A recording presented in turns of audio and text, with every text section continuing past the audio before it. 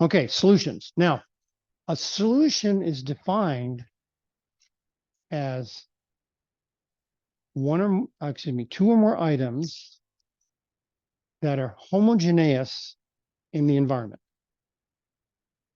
Very broad definition. So,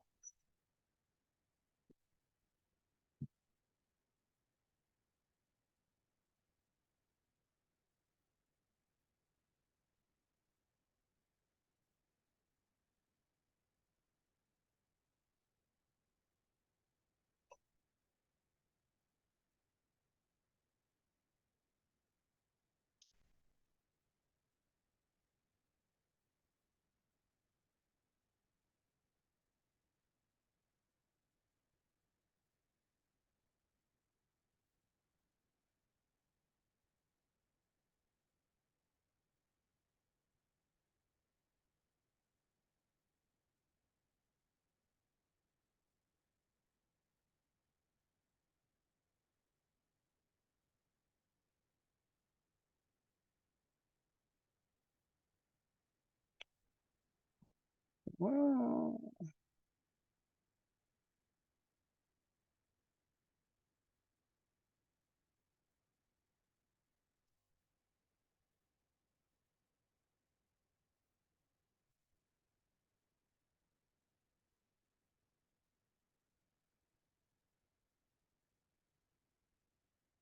okay.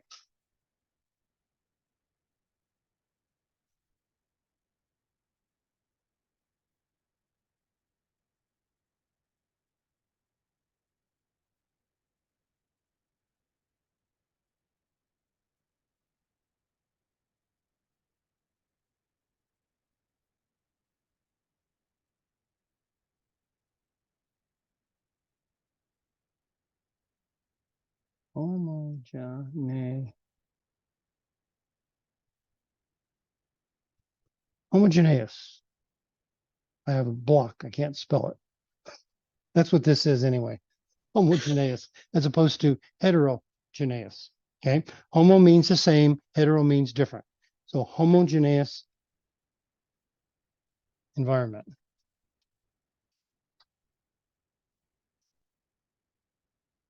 There are two parts to solutions.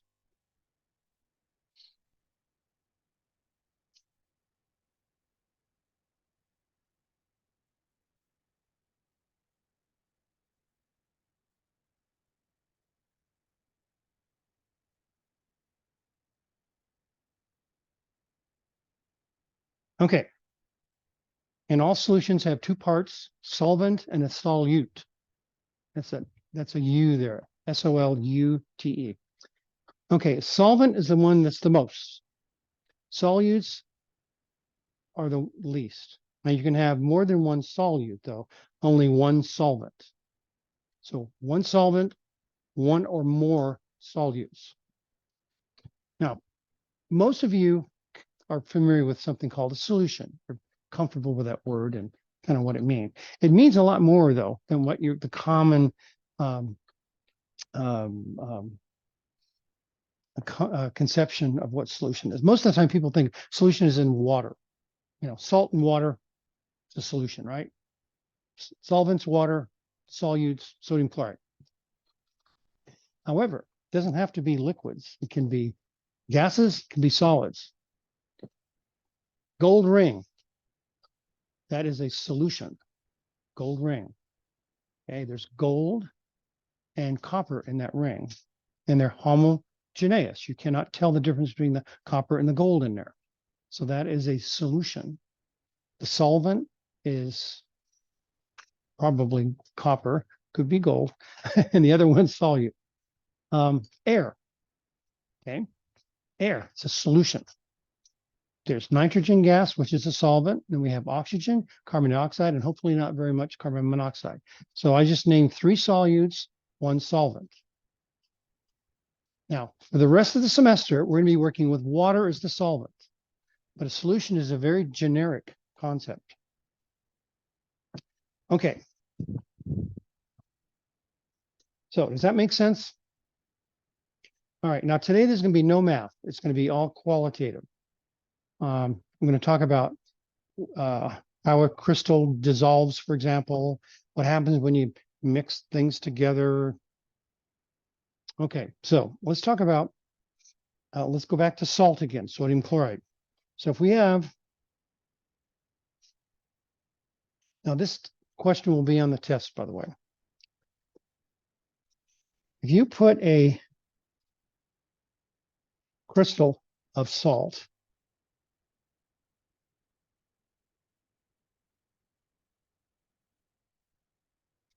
in water, what does it do?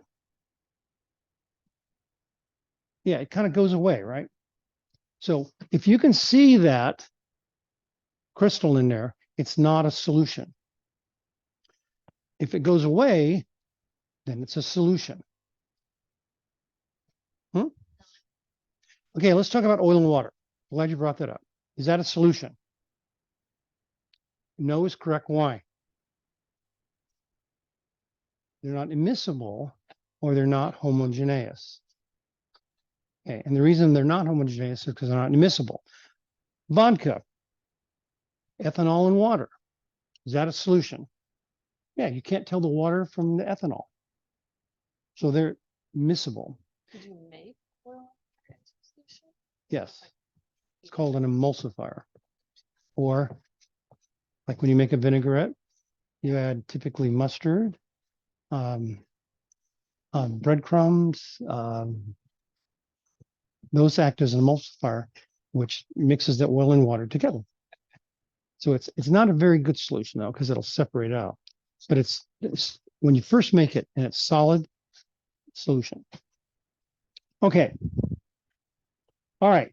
So what happens then when we put that crystal of sodium chloride in water? So this is water down here, all around it. Okay, so let's look at water.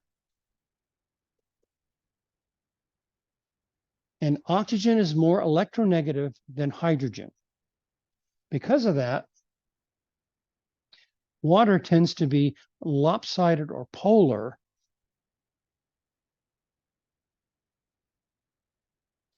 So the oxygen kind of takes on a partial. Now the little squiggly lines mean partial.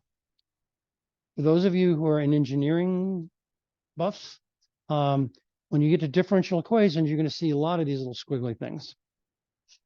Until you get to differential equations, you'll see a regular D. As soon as you get to partials, you'll see the squiggly D.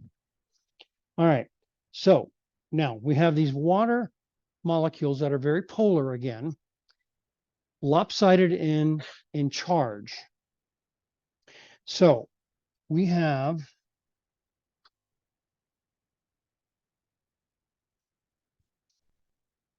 those hydrogens are going to be attracted to the chlorine ions. Positive, negative attraction. Now, unless this is at minus 273 degrees Celsius, this water is moving. Okay, so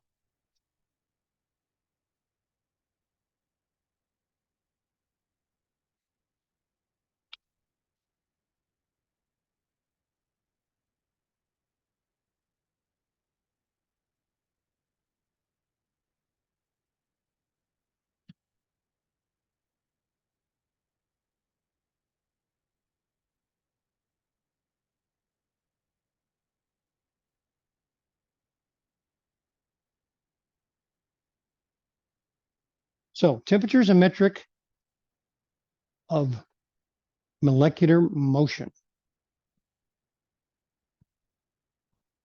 Molecule. And as long as we're not at minus 273, that water is moving. Okay, it does, there's a number of modalities of movement of that thing. It wags, it stretches, and it moves from one point to another. Those are all the different modalities of motion. Yeah.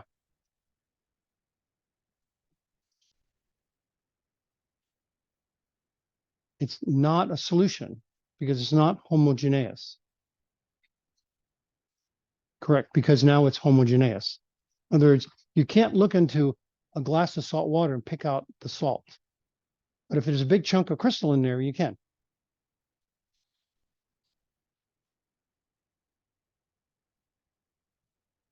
Okay, and conversely, for the sodium, we have the negative side of water being attracted to the sodium. And because the water is moving, it grabs hold of these ions and pulls them into solution. That's why the crystal gradually goes away, because the water is pulling it out of that crystal. So let's say it was sugar. Sugar is very polar. That's why it dissolves easily in water. So which is true? Hot water dissolves more sugar or cold water dissolves more sugar? And all of you know this, huh? Hot water. Why is that? Hot means heat, right? Heat we perceive as temperature, and that's movement. So that means the hotter the water, the more movement we have. So if we heat this water up, the water molecules move more. So statistically, the chances of colliding with that salt crystal rise.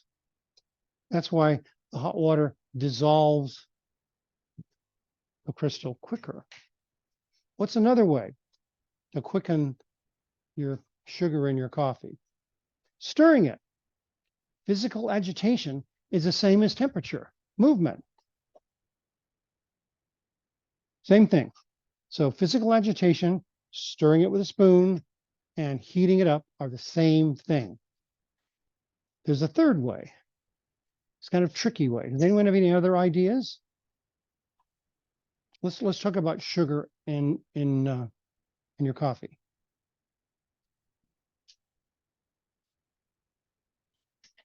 Hmm? That's movement again. Yeah, that'll do it. That's related to the movement stuff. Yeah, exactly. Exactly. Powdered sugar versus a cube. The powdered sugar dissolves really fast. Why do you think that is? Exactly. You know, I always ask this question in all my classes, and I've taught this class a zillion times. Rarely does anyone ever mention powdered sugar because its surface area is more. So if we have one big lump of sodium chloride in there, the chances of, now see, when the water grabs hold of that chlorine, it's on the surface. So the chlorine below the surface, that surface has to be dissolved away before it can get to that. So if you can increase the surface area, so you can expose more sodium chloride to the water, it'll go away faster. So those are the three ways.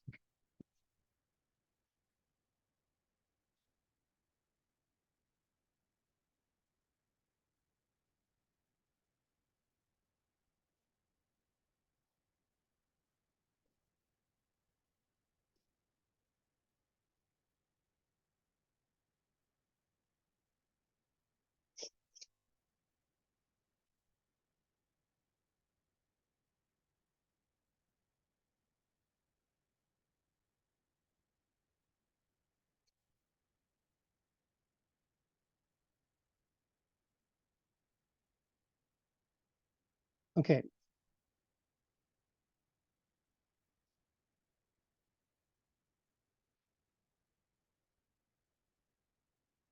Okay. Whenever you see that open infinity symbol, that means it's directly related.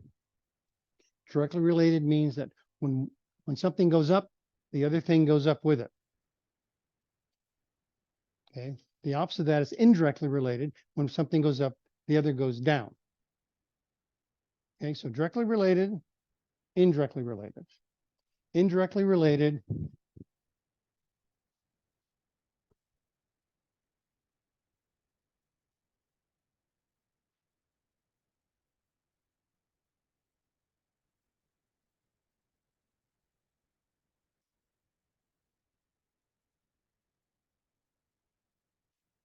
So indirectly related is the inverse of directly related. So getting back over here. So when the temperature goes up, speed of dissolving goes up. Directly related.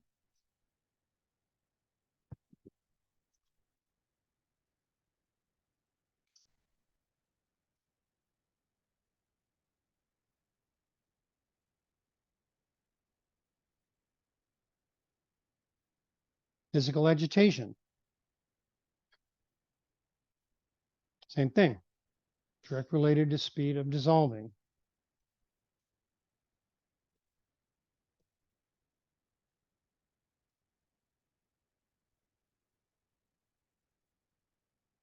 And the surface area directly related to the speed of dissolving. Okay, so these two are almost one and the same, 1 and 2.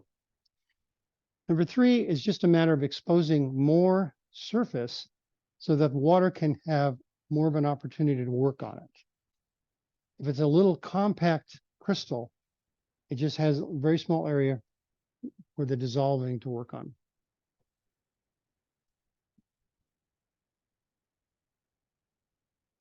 Okay, so let's look at another situation.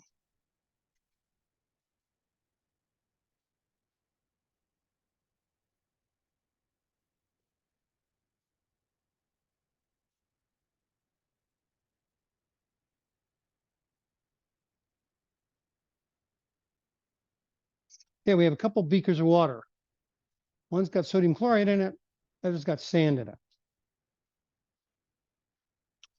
Okay, so doing nothing, give it an hour. Do you see any sodium chloride crystals in there? Probably not. What about with the sand? Give it an hour. How about a year? Yeah. What's the difference between the two?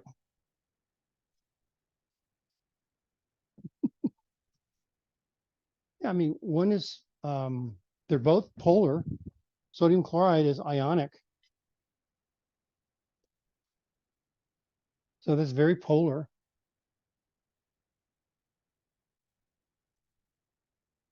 Sand is silicon dioxide, also polar. What's the difference? Polar, polar, water, water. Huge difference. Okay, so what's going on?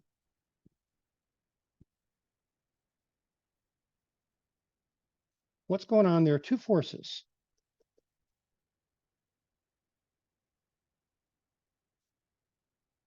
Two forces at work. One is the solvating force.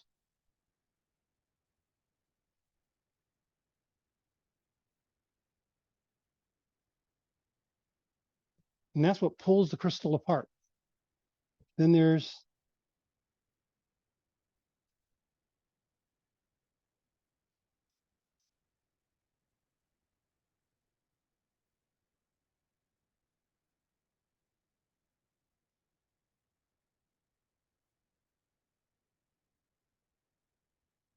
the crystal lattice force, which keeps it together.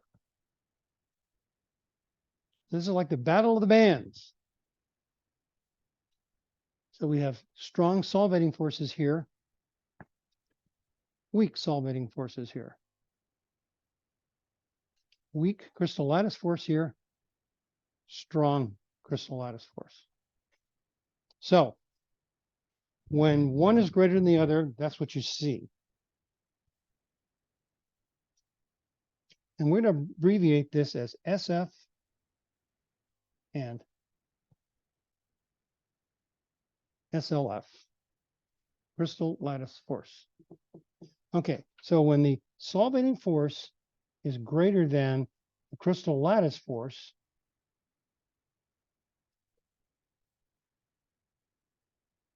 it dissolves. When the crystal lattice force is greater than the solvating force, it stays intact.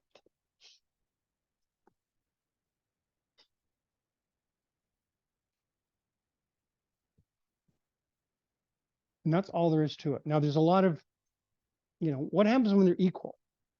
What do you think?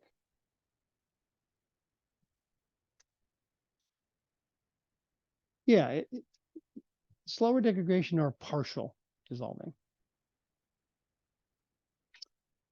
And normally it's frequently one or the other. Now, um,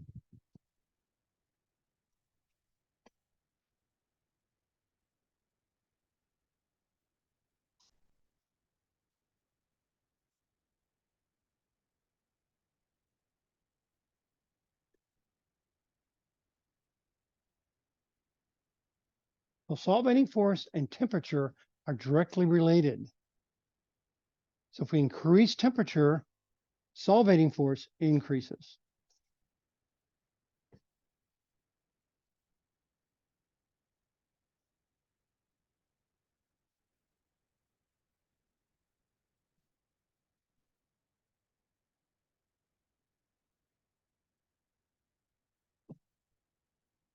So the crystal lattice force is not affected by temperature. So you can kind of change the conditions with heat, physical agitation, surface area. All those are affecting the solvating force. They don't touch crystal lattice force.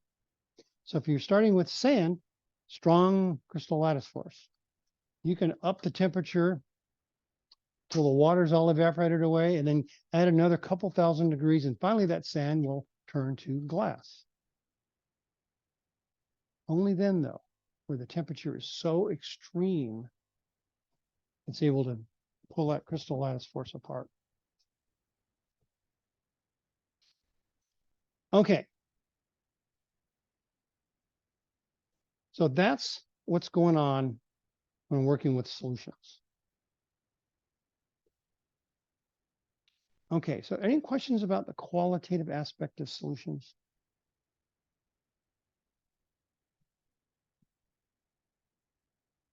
Okay. So you're going to have a test question on this. And basically, I'm going to say, describe in detail how a crystal of salt dissolves in water, telling you what's going to be on the test.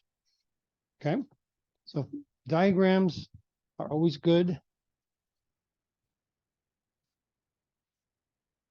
All right. Okay. So what I'm going to do now is